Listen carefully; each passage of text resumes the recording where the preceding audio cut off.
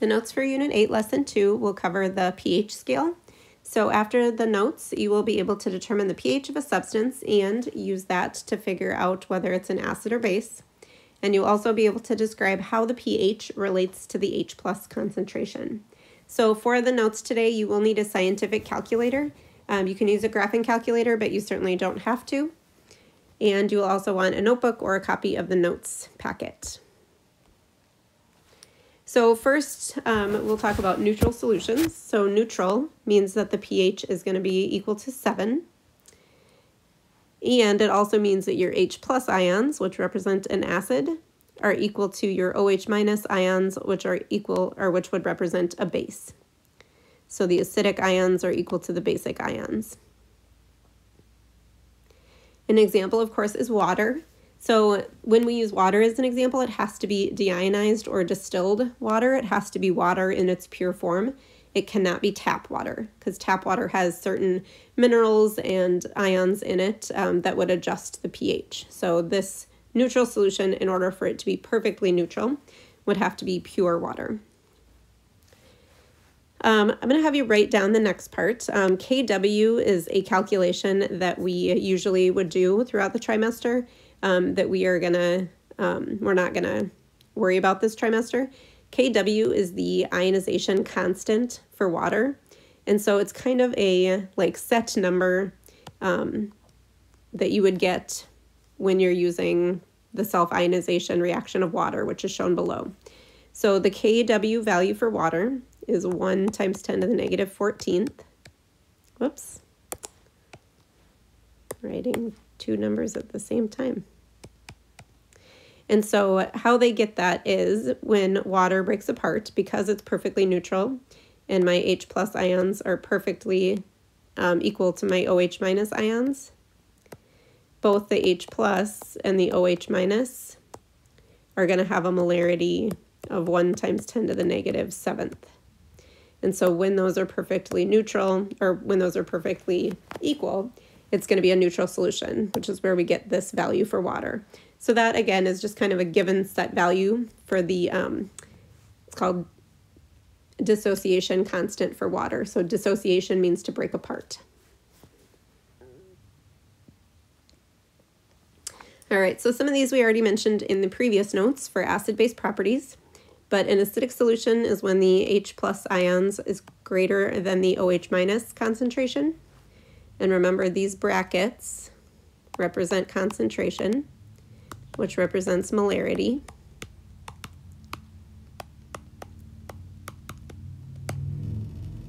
And then a basic solution is when the H+ ions are less than the OH- ions.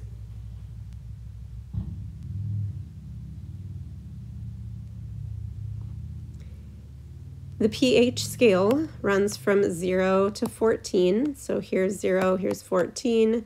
Of course, in the middle is going to be 7, and that's your neutral solution.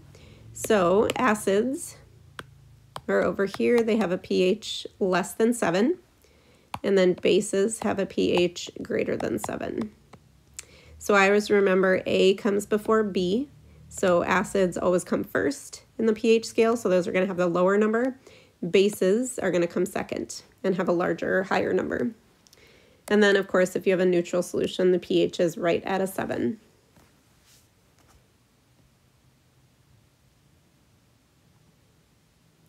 All right, so here's how to do the calculations. There's usually 4 calculations or equations that we'll use. This trimester, we're only going to use 2. These are the main ones. So the first one is to find the pH. So to find the pH, you take the negative log of the H+ concentration. And I'll show you how to type these into your calculator on the next slide.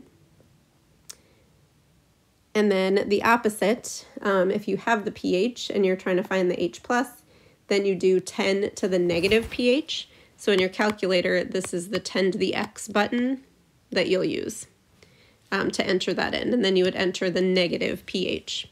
So make sure you take note of the negative log of the H+ or the negative pH. And then one other thing to remember, that acids, you'll either see H+ or H3O+, but just know that those represent the same thing. and then bases are represented by the OH minus concentration. All right, so here are some examples when you're finding the pH. So if we're calculating the pH, we know that the pH is equal to the negative log of the H plus concentration. So these are all H plus concentrations that were given here. And then I did put a little sanity check up here at the top. So remember that the pH range goes from 0 to 14. So if you're trying to find the pH and you get an answer of like 3,000, that is not correct because the pH scale only goes from 0 to 14. So always kind of think about, like, does my answer make sense based on the pH range? So those are a few things to keep in mind. All right, so if we look at this first example, the H plus is equal to 1 times 10 to the negative 9th, and that's molarity. So when we plug this in to find the pH, we are literally going to type in negative log. So you hit the negative button here, you hit the log button here, so you do negative log, and then you enter this number. So when you enter this number, you can either enter negative log and then parentheses 1 and then the 10 to the x negative 9 button, or on the calculator above the comma, you have this double E key. Whoops. So it looks like this. The double E key is 1 times 10 to the. So to type this in, the double E key, you also don't ever have to worry about parentheses. So to type the first one in, you would type in negative and then log and then 1. And then you have to hit, because the E is not a main button, so you have to hit second and then E. So you hit the second button and then the EE button and then the exponent of negative 9. So you would type in, here, let me erase these and show you again in the calculator so you can see the order that they go in. So you would type in negative first and then log and then 1 and then second E, so second comma, and then negative 9. So again, you'd have to hit the negative and then the 9 button. So once you get that, you should get an answer of 9 in your calculator, and that would be the pH. So if this has a pH of 9, we know from the previous slide, whoops, maybe 2 slides back, that it would be a base because of its location on the pH scale.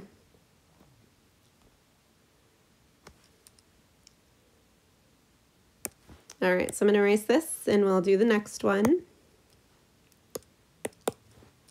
So the H plus is 1 times 10 to the negative 3. So again, for the second one, to find the pH, you're going to do negative log of, 1 times 10 to the negative 3. So you can either type it in like this, or you can use that E key. So you do negative log, and then you're going to hit the second button. And then you're going to hit the EE key, and then negative 3. So notice when you use the EE key, you don't have to hit times, you don't have to hit 10. So that double E key represents 1 times 10 to the 9, or 1 times 10 to the negative, sorry, 1 times 10 to the. So you would just have to add, the negative exponent. So when you type in negative log of 1 times 10 to the negative 3rd, you should get a pH of 3 for the second one. So if you notice, if the concentration is exactly 1, the pH is going to be the negative exponent. Now this doesn't work if the pH is not exactly 1. So the third example, you just have to plug it into your calculator.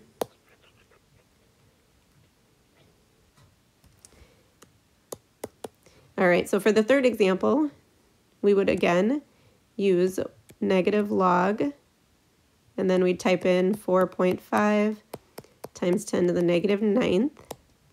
Now we do know that the pH is going to be somewhat close to 9, because that's our negative exponent, but it's not going to be exactly. So we have negative log of 4.5 to the negative, whoops.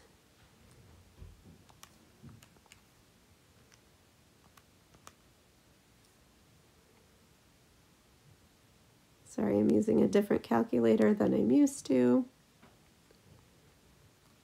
Okay.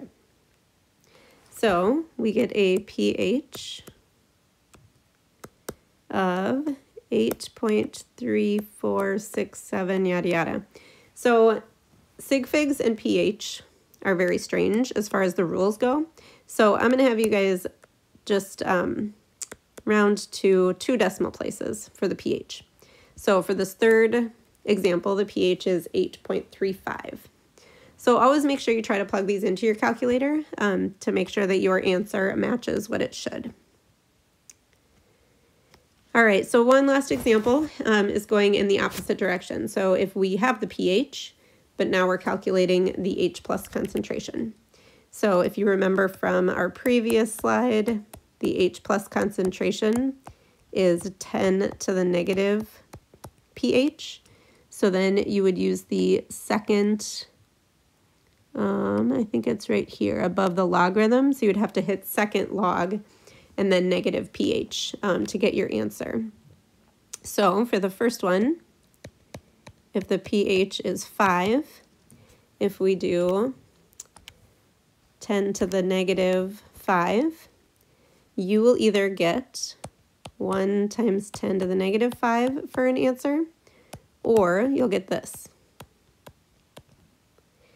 These are both the same numbers, so either way that you write it is correct, but if you notice, the concentration is going to be less than 1, and so when you're finding the H+, it's always going to be a number less than 1, which means it will have a negative exponent. So it just depends on how your calculator shows that answer. But those do represent the same answer. All right, so I'm going to put the equation up here so we just have it for the next few. All right, so if we have a pH of 1.2, we're going to again plug in 10 to the negative 1.2. So we would do second log negative 1.2, and you get an answer of, whoops, whoa, sorry, dropping my stylus pen here, 0.063. And that would be your H+ concentration. So concentrations, remember, are labeled with molarity. And then for the third one, to find the H+, you would take 10 to the negative pH, which is 12.8. I'll write it down below here since we have more space. So 10 to the negative 12.8. In this one, we get an answer of 1.58 times 10 to the negative 13th. And so that would be your final concentration for the pH. So again, one thing to note is the pH for this one was 12.8. The pH is going to be really close to the negative exponent. It's not going to be perfect all the time, especially if you have a decimal, but it'll be close. So that's another way you can kind of check your answer.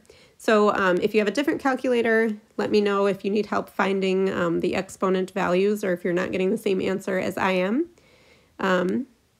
Otherwise, that is the end of the notes for today. So let me know what questions you have.